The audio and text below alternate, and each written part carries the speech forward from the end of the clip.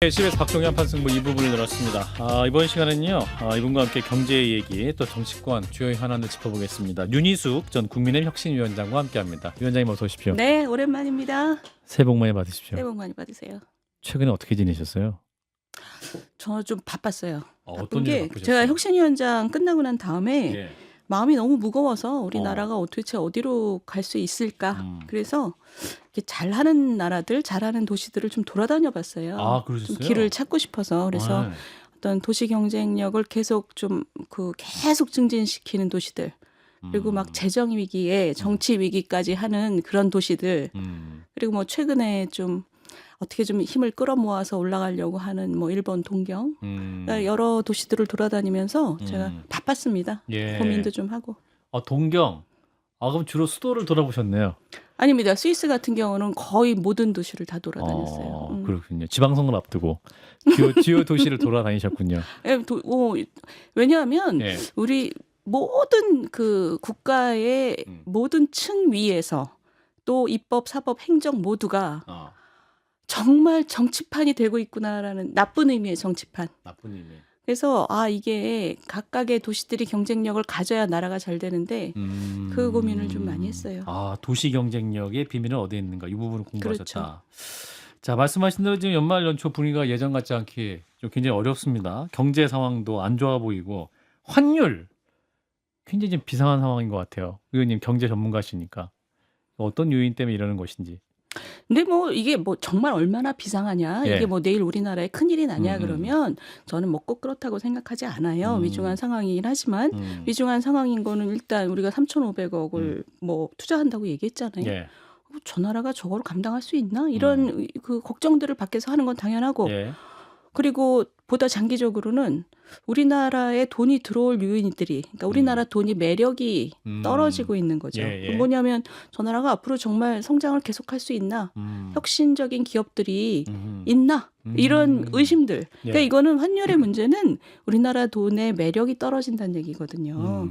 그러니까 뭐 그 매력을 다시 일으키는 거가 답인 거죠. 그리고 단기적으로는 3,500억 얘기가 있으니 그걸 위해서 좀 단기적으로 우리가 융통할 수 있는 신뢰를 가질 수 있다. 이런 좀 조치를 했어야 되는 거예요. 그러니까 장기적으로는 나라 경제의 매력을 일으키는 거는 뭐 구조개혁 얘기고 단기적으로 3,500억 달러를 우리가 충분히 감당할 수 있다. 이런 거는 그 매해 200억 달러 이런 게 뭐 순간순간 어려울 수도 있겠지만 예. 그것에 대한 뭐 답은 그 하자마자 3,500억 도장 찍자마자 미국이랑 그 통화 수합을 했었어야 되는 거죠. 그게 준비를 했었어야 되는 거예요. 예. 근데 준비는 안 하고 뭐 문서화할 필요가 없을 정도로 뭐 잘했다. 너무 잘했다. 그래서 막 자기들끼리 막 너무 그 자화자찬을 막 하더라고요. 그래서 예. 그때부터 많은 분들이 걱정을 했죠. 근데 지금 와서는 그 계속 단기적인 그 신뢰를 주는 거는 계속 해야 되지만 기본적으로 한국 돈의 매력을 일으키는 거는 우리나라 경제가 잘 되는 거예요. 그 경제가 잘 되기 위해서 어떤 근본적인 노력을 하느냐 거기에 달린 거죠. 굉장히 중요한 말씀인 게 이제 외부적인 요인뿐만 아니라 우리나라 경제의 펀더멘털, 구조적인 문제를 대외적으로 다 냉정하게 봤을 때 좀 잠재력 없다, 돈 매력 없다 이렇게 본다는 거군요. 원화 문제. 그런 거죠. 지금 네. 미국 우리 저 네. 서학개미들이 돈 많이 버신 분들은 예. 이렇게 뭐 조금씩 하는 사람들은 저 같은 사람은 그냥 뭐 ETF 이런 거 그냥 하라 그래서 하지만 예. 돈 많이 버신 분들은 개별 종목에 하시는 분들이잖아요. 테슬라, 엔비디아 이런 예. 거. 근데 테슬라, 엔비디아 뭐 이런 혁신 기업들이 우리나라는 2000년 이후로 나온 게 없어요. 그렇죠. 그게 아주 뼈가 아픈 부분입니다. 그러니까 예. 인간의 생활을 바꾸는 아주 큰 혁신들이 다 미국에서만 있었고 예. 미국 주식시장에 그런 기업들이 포진하고 있는 거죠. 그러니까 우리나라 사람들도 그런 기업들에 투자하고 싶은 거잖아요. 예. 그러면 그 사람들을 못하게 하거나 뭐 세금을 때리거나 이런 게 중요한 게 아니라 우리나라에도 굉장히 잠재력이 좋은 사람들이 많으니 우리나라에도 그런 혁신 기업이 나올 수 있도록 판을 잘 만들어주는 게 그게 전공법이죠. 그 전공법은 안 하고 지금 무슨 국민연금을 갖다 쏟아붓고 뭐 이런 짓을 하는 거를 보면 예. 그러면 저 나라는 정말 답이 없나? 자기들이 생각해도 답이 없나 보다. 그러니까 점점 나빠지는 거죠. 악순환이 생기는 거죠. 우리가 부동산 정책이 안 나오면 음. 국민들이 다 그렇게 생각하잖아요. 정말 없나 보다. 그리고 패닉 바잉을 하는 거랑 똑같은 거죠. 사실 뭐 기업 얘기하셨습니다. 우리나라 지금 삼성, 현대차, SK반도체, 한화 뭐 이 정도 기업들 더 뭐랄까 혁신을 상징하는 기업들은 더 이상 나오지 않는 현실. 그것도 우리의 또 큰 아픈 부분이라는 말씀이네요. 그렇죠. 2000년 이후로 우리가 외국에 그 파는 주요 그 항목들, 음. 기업들이 똑같아요. 새로운 게 음. 나온 게 없잖아요. 그렇죠. 그게 가장 뼈아픈 부분입니다. 우리가. 그래서 이제 정부는 AI 쪽에 좀 많이 방점을 하고 투자하겠다 뭐 이렇게 말을 하고 있거든요. 잘 될 그렇죠. 것이냐. 그러니까 AI에 저는 투자하는 거는 저는 좋은 일이라고 생각해요. 예, 왜냐하면 예. 워낙 그게 그 판이 음. 크기 때문에 음. 정부가 도와주는 거 좋지요. 음. 그런데 거기다 돈만 붓는다고 되는 게 아니지 않습니까? 예. 예를 들면 혁신 기업이 나오려면 음. 혁신 기업답게 민첩하게 움직일 수 있도록 해줘야 되는 거잖아요. 음. 그게 뭐냐면 뭐 테슬라는 일주일에 개발자들이 아주 그 크런치 모드에는 뭐 일주일에 100시간 일하고 그랬다는 거잖아요. 예. 근데 우리나라는 그 근로기준법의 개발자들에 대해서도 아주 고급 개발자들에 대해서도 52시간 규제 절대 풀 수 없다. 지금 이래서 이번에 반도체법도 그거 빼고 지나간 거잖아요. 아니 혁신 기업을 만들고 혁신 국가로 만들려면 혁신다운 일을 해야죠. 노력은 안 하고 성적표만 바라고 있는 거예요.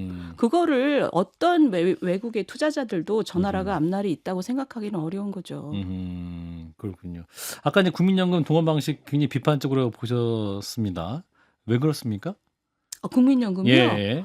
환율 잡기 위해서. 아니 국민연금은 가장 그거를 운영을 잘하는 나라 모범 국가를 어디로 보냐면 예. 보통 캐나다를 많이 들어요. 예. 국펀드. 그렇죠. 네. 캐나다는 국민연금을 운영하는 방식이나 그 항목에 대해서 정부가 절대로 간섭을 못하게 해놨어요. 왜냐하면 그래요? 국민의 노후를 책임지는 거기 때문에 예. 그 룰을 바꾸려면 거의 헌법 개정만큼의 어려움을 만들어놨어요. 근데 근데 우리나라도 국민연금법에 보면 예. 기금 운용은 그 노후 자금의 정말 노후 자금을 숭고한 거다. 그러니 수익성과 안정성만 신경 써라라고 우리 국민연금법에 돼 있습니다. 예. 근데 지금 무슨 환율 방어를 위해서 갖다 쓰고 그다음에 얼마 전에는 또 무슨 전북 지역의 지역 발전을 위해서 기여해야 된다고 말씀하셨더라고요. 예. 대통령께서. 그 지역에 있으니까 그 회사가. 아니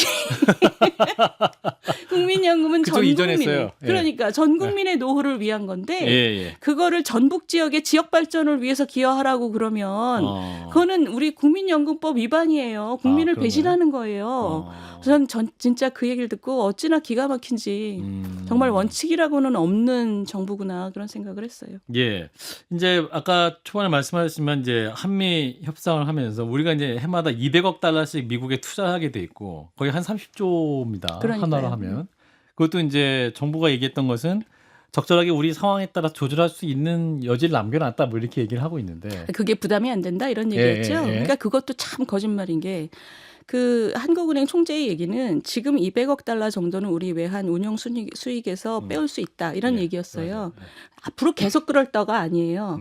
앞으로 매년 200억씩 빼내면 당연히 원래 그 돈으로 그 충당할 수 있는 것까지 다른 데서 가져와야 되니까 부담이 되죠. 그러니까 그 200억이라는 숫자는 사실 지금 당장은 우리가 뭐 별 부담 없이 외환 운용 수익으로 쓸 수 있다고 얘기했지만 앞으로 매년 그게 부담이 안 될 거라고 생각하는 사람은 없습니다.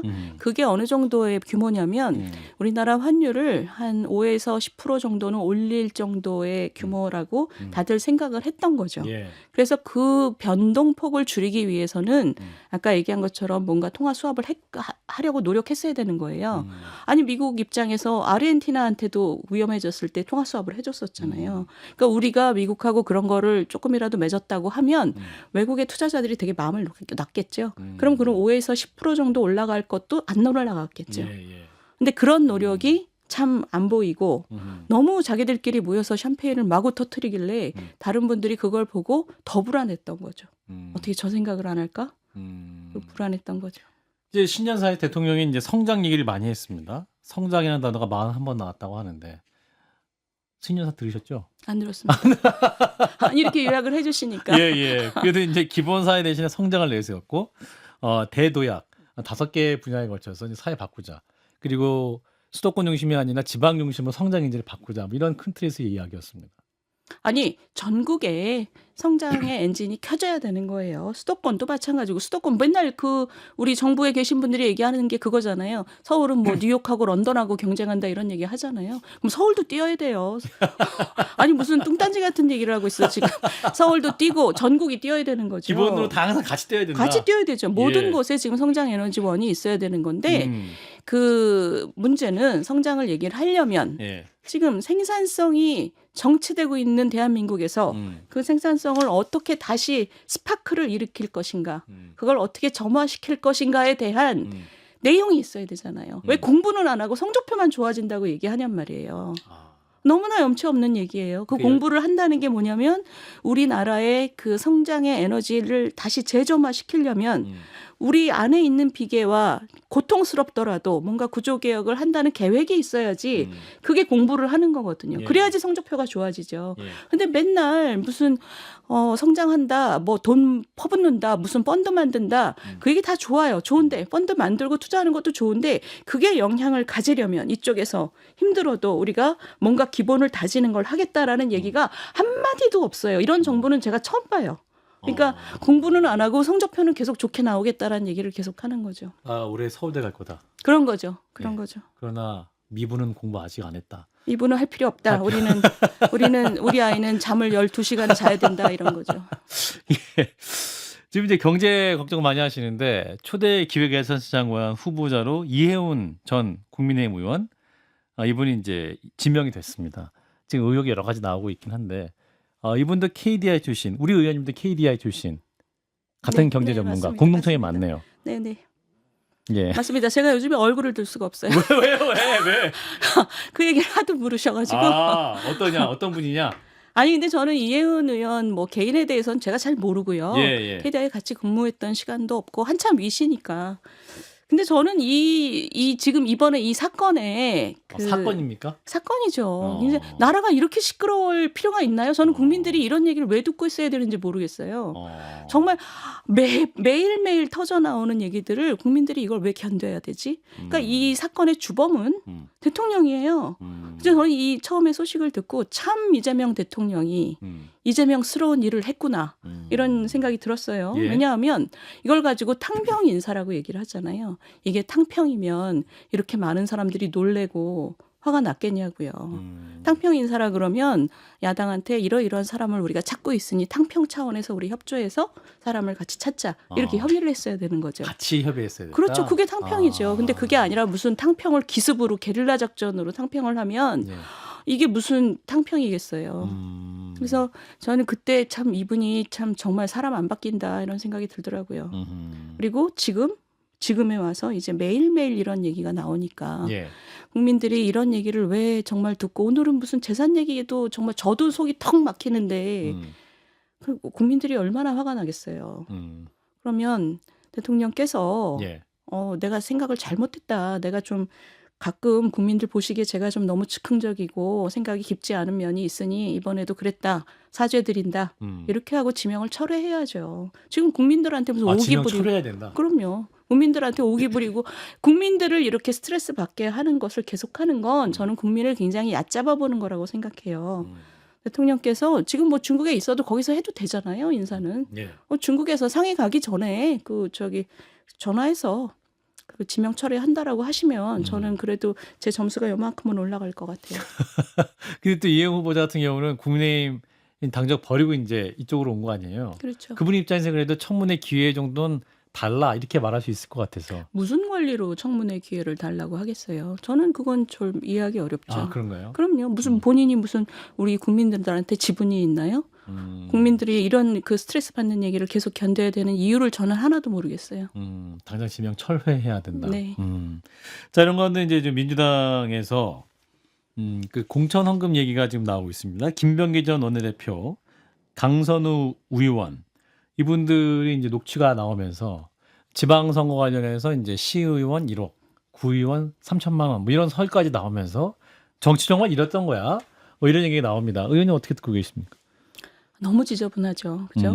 너무 지저분하고 저도 사실 지역의 당협위원장이기 때문에 그런 공천을 해야 되는 입장에서 정말 상상하기 어려운 작태들이에요.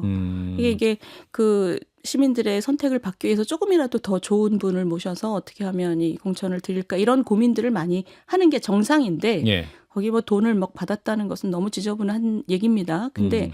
그건 충격은 충격이고 우리가 이걸 좀 길게 볼 필요는 있어요. 길게. 이게 뭐냐면 예. 보시면 2000년 이후로 우리가 매번 국회를 어떻게 얘기했냐면 최악의 국회다. 매번의 국회를 보고 우리 역사상 최악의 국회다. 이번 회기는 최악이었다. 그렇죠. 그 예. 얘기는 계속 나빠졌다는 얘기잖아요. 근데 최근에 와서 더 나빠진 거는 예. 이게 완전히 당이 특정 세력의 사유물이 됐어요. 마음껏 하는 거죠. 마음껏 뭐를 해도 견제받지 않는. 그러니까 뭐 지난번 민주당 공천도 뭐 비명 행사 뭐 이런 얘기 많이 나왔잖아요. 네. 이게 이 사유화된 이것 때문에 정치가 정말 이제는 바닥이 어딘지도 모르겠어요. 이제 국민들 전체가 정치와 정당 모두가 이제 너무나 저질스럽다라는 생각을 하고 계시거든요. 예. 그럼 이제는 우리가 뭐 그 개별 사건의 이 진위나 뭐 그 뒤에 배경이 뭔지를 거기에 너무 매몰될 것이 아니라 이젠 정말 막다른 골목이라고 생각합니다. 정치권 전체가 예. 정말 정치 개혁에 대해서 진짜 정말 절박하게 생각을 해야 되는 때예요. 이런 얘기 한다고 또 듣고 있는 사람도 없겠지만 들을 겁니다. 정말 막다른 골목이다. 정치와 어. 정당 전체가 국민들로부터 예. 외면받고 있다. 사실 이제 민주당 얘기 나와서 민주당 얘기하고 있지만 사실은 국민의힘에서도 김정재 의원이라든가 이분들도 이제 어떤 돈 오고 간 녹취 막 공개돼가지고 뭔가 있었네라는 정황들이 많이 있었기 때문에 의원님도 국민의힘에서 의정 활동하시고 지역구 공천도 해보셨을 것 같은데 그런 게 실제로 그냥 저쪽 지역구에 있는 것 같다더라라든가 혹시 느낌을 받으신 적 있으셨는지? 아니요, 저희도 그런 보도를 보고 보도를 그랬나 보고. 이러지만 지금 예. 그 얘기 자체가 예. 제가 아까 말씀드린 그거예요. 이게 정당 안에서 공정하게 공천이 이루어질 수 있도록 서로 견제하는 시스템이 없다면 예. 이건 어떤 당이나 마찬가지입니다. 지금 우리나라에서 조금이라도 나은 정당이 있는지 꼽아보라 그러면 대단히 힘들어하실 거예요. 예. 이건 모든 정치 세력에게 저는 공통되는 일이라고 생각해요. 예. 정치 혁신을 제대로 하지 않으면 이제 정말 국민들로부터 완전히 그 X다, X. 전부 다 X다. 이렇게 될 것 같아요. 이렇게 되면 조금이라도 나은 사람이 나와도 국민들이 너도 똑같아. 이렇게 되면 나라도 망하는 거고. 그렇죠. 그렇죠. 그러니까 국민들께서 뭐 이제 뭐 선별할 생각도 안 하시고 그냥 외면해 버리면 정말 나라가 어려워지는 거죠. 예. 말씀하신 대로 이제 계속 이렇게 가면 정치 혐오가 돼가지고 그럼요. 이제 보고 싶지도 않는 보고 그런 싶지도 상황. 않고 더 네. 나쁜 놈, 덜 나쁜 놈 구별하고 싶지도 않고 예. 무슨 좋은 얘기가 나와도 음. 똑같은 놈들이 하는 거다. 예. 이렇게 되면 선별 기능이 완전히 없어지잖아요. 예. 그러면 정말 그 양화를 다 구축해버린 악화들만 남아서 나라를 해먹겠죠. 어떻게 해야 됩니까 그러면? 이제는 진짜 정치 혁신을 해야 되는 거예요. 얼마 전에 혁신위원장이셨어요. 그러니까요. 그러니까 정말 저 전면적인 혁신이 필요한데 저는 예. 이번에 그 국회의원들 보면서 든 예. 생각이 이게 지금 부패와 갑질이잖아요. 예. 그러니까 이 부패는 뭐 형법으로 다스려야 되지만 이 정당 혁신을 해야 되지만 정말 갑질 이런 거는 국회의원을 누가 통제할 수가 없습니다. 왜냐하면 보좌관들의 이 생사 여탈을 다지고 있기 때문에 그래서 제가 김병기 방지법 하자고 한 거예요. 그 갑질에 해당하는 거, 예. 그 업무 영역을 왜? 벗어나는 그런 것들을 시키는 그 행동들을 아하. 이렇게 다 리스트를 해서 예. 뭐 갑질을 한다거나 배우자가 와서 관여를 한다거나 뭐 이런 말도 안 되는 일들을 이때까지 다 그냥 그러려니 했던 거를 리스트를 해서 예. 이런 일들은 처벌한다. 아하. 이렇게 저는 법이 있어야 된다고 봐요. 그러지 않으면 국회의원과 보좌관의 관계는 참 밖에서 그 정화하기가 힘듭니다. 아예 법제화해서. 그럼요. 이번에 그 김병기 그 씨 같은 경우는 예. 제가 볼 때는 약간 그 핀트가 나간 것 같아요. 왜냐하면 보좌관들하고 사이가 나빠져서 자르는 게 우리 제도적으로 지금 보장돼 있단 말이에요. 예. 그럼 거기서 끝났어야 되는데 네. 그 사람들이 살겠다고 다른 기업에 가서 일을 했는데 거기까지 쫓아가서 밥줄을 끊으려고 했다는 거잖아요. 예. 그쯤 되면 제가 볼 땐 정상적인 상태가 아니에요. 그게 뭐냐면 우리나라 국회의원들이 그런 정상적인 상태까지도 본인이 스스로를 절제하지 않아도 될 만큼 너무나 절대 권력을 갖고 있는 거예요. 예. 그 국회의원들은 국민들한테만 의리해요. 자기한테 표를 주는 분들이 있기 때문에. 근데 보좌관이나 공무원들한테는 제가 봐도 참 야비해요. 의원들이. 네. 그러니까 그분들은 자기를 견제할 수 없다고 생각하는 거죠. 그래서 아. 우리가 생각할 때 사람이면 다른 음. 사람한테 이렇게 해야 돼라는 어떤 기준과 바닥선이 있잖아요. 예. 그게 참 없는 것 같아요. 이번에 보면 그런 얘기들이잖아요. 이 지금 최근에 몇 달 동안 나온 얘기들이 다 그 얘기입니다. 이번에 그 이혜훈 후보자의 녹취도 보면 예. 굉장히 놀랍잖아요. 왜 음. 다른 사람한테 저렇게 행동할 수가 있지? 뭐 강선우 의원은 왜 보좌관한테 공무원한테 집에 비데를 고치라 그러지? 뭐 이런 정말 상상을 초월하는 일들이 일어날 수 있는 제도적인 기반이 있다는 거죠. 그러면서 김병기 방지법 필요하다 이런 말씀. 자, 이제 당 혁신위원장도 하셨습니다만 아직까지 국민의힘이 혁신을 제대로 했느냐 이 부분에서는 물음표인 것 같습니다. 물음표가 아니죠. 예. 안 했지요. 예. 그건 물음표 아닙니다. 예, 안 했다고 제가 말씀하기 원했습니다. 그래서 이제 목요일 8일에 장동혁 대표가 쇄신안을 발표한 이틀 후네요. 얼마 안 남았는데 어떤 기대를 하고 계십니까?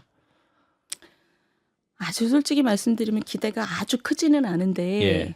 그렇지만 그래도 기대를 놓으면 안 된다는 생각을 저는 하고 있습니다. 그래서 예. 지켜봐야 된다고 생각하고요. 그 내용은 뭐 제가 구체적인 내용을 막 리스트하는 건 의미가 없지만 두 가지는 있어야 돼요. 그 내용이 국민들의 눈높이에 맞아야 되고 두 번째는 국민들이 저 사람들이 저걸 할 수 있다라는 신뢰를 보여줄 만큼 진정성이 있어야 되는 거죠. 저는 그 두 가지가 굉장히 높은 기준치라고 생각을 하고 예. 장동혁 대표가 정말 이번에는 그 기준치를 맞춰주셨으면 좋겠어요.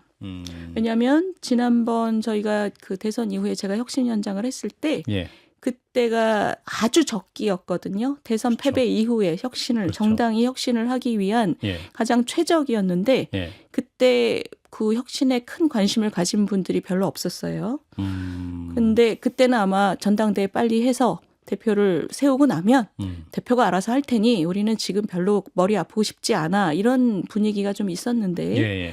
지금 그로부터 지금 시간이 꽤 지났잖아요. 예. 그러니까 이젠 정말 국민들께서 제1야당을 그 정도의 무게를 가지고 봐주시지 않는 지경에 이르렀어요. 그러니까 혹시 우리 저 시쳇말로 제껴진다라는 말을 하잖아요. 그러니까 저는 정말 걱정이 됩니다. 그래서 이번엔 정말 마지막 기회다 이런 생각으로 장동혁 대표가 국민 눈높이 그리고 진정성 두 가지를 잡으셨으면 합니다. 지금 윤리위원장도 방송 시작 전에 호선됐다는 속보를 전해드렸는데 윤리위원장의 대개는 법률 전문가들이 많이 됐었는데 이번 경찰 행정학과 출신 사이버 안보 전문가인 교수가 이제 위원장이 되셨어요.